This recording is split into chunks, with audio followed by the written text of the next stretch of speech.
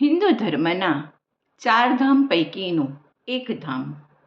પૂર્વમાં ઓરિસ્સા રાજ્યના ભુવનેશ્વર પુરી ખાતે ભગવાન શ્રી જગન્નાથજીનું દિવ્ય અને ભવ્ય મંદિર આવેલું છે. આ મંદિરની ઊંડાણપૂર્વક અને ઝીણવટપૂર્વકની માહિતી આપતું પુસ્તક ત્યાંના મૂળ ઉડિયા લેખક શ્રી અક્ષય ઓઝા સરે ભગવાન શ્રી જગન્નાથ અને ભવ્ય મંદિર નામક એક પુસ્તક લખ્યું. આ મંદિરમાં કુલ 22 પગથિયા છે. આ 22 પગથિયામાંથી પ્રેરણા લઈ શ્રી અક્ષય ઓઝા સરે નેમ લીધી કે આ પુસ્તકનું તેઓ 22 ભાષાઓમાં અનુવાદ કરાવશે અને ગુજરાતી ભાષામાં અનુવાદ કરવાનું સૌભાગ્ય અને લહાવો મને મળ્યો, જે મારું અહોભાગ્ય છે. આ પુસ્તકનું અનુવાદ કરવાનું સરળ તો રહ્યું, કારણ 2022માં નેશનલ લિટરેચર ફેસ્ટિવલ માટે ભુવનેશ્વર ખાતે જવાનો મને લહાવો મળ્યો હતો અને એ વખતે મેં મંદિરના દર્શન કર્યા હતા. આથી અનુવાદ કરવાનું તો સરળ રહ્યું.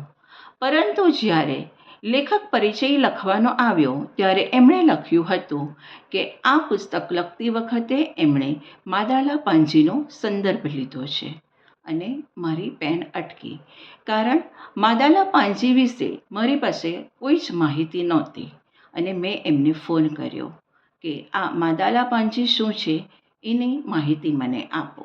અને એમણે જે મને માહિતી આપી એમના જ શબ્દોમાં હું તમને જણાવું.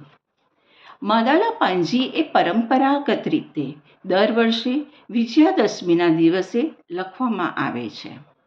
કરણ, જે ઓડિશાની એક જાતિ છે, જેઓ સત્તાવાર ઇતિહાસ લખે છે, એવો આ ઇતિહાસ લખતા હોય છે. અને આ વિધિનો પુરાવો એ છે કે ઇતિહાસ રાખવાની પરંપરા ઓડિયા રાજા અનંતવર્મન ચોડગંગાદેવ, જે 1078થી 1150 સમયના ગાળામાં થઈ ગયા, એમના દ્વારા આ વિધિ શરૂ કરવામાં આવી હતી.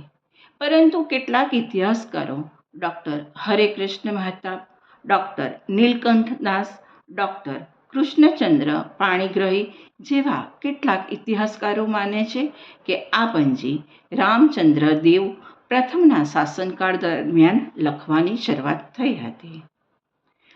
દલીલો ઘણી જટિલ છે, પરંતુ સંભવ છે કે શરૂઆતના રેકોર્ડનો મોટા ભાગ ખરેખર કાળા પહાડ પછીના સમયગાળા દરમિયાન ખોવાઈ ગયો હશે.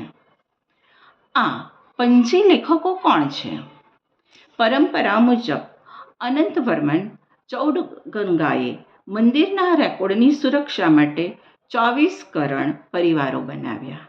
તેમાંથી 5ને માદાલા પાંજી લખવાનું અને સાચવવાનું કામ સોંપવામાં આવ્યું. પંજ્યાકરણ મદાલા રજિસ્ટર સુરક્ષિત રાખે છે. તદોકરણ મદાલા પાંજી લખે છે. દેઉલાકરણ મદાલાનો અમલ કરે છે. કુઠાકરણ મુખ્ય સંકલક છે અને બેઠીકરણ સહાયક છે ને દિવ્ય મંદિરની દિવ્ય અને ભવ્ય વાતો અને માહિતી. જય શ્રી કૃષ્ણ.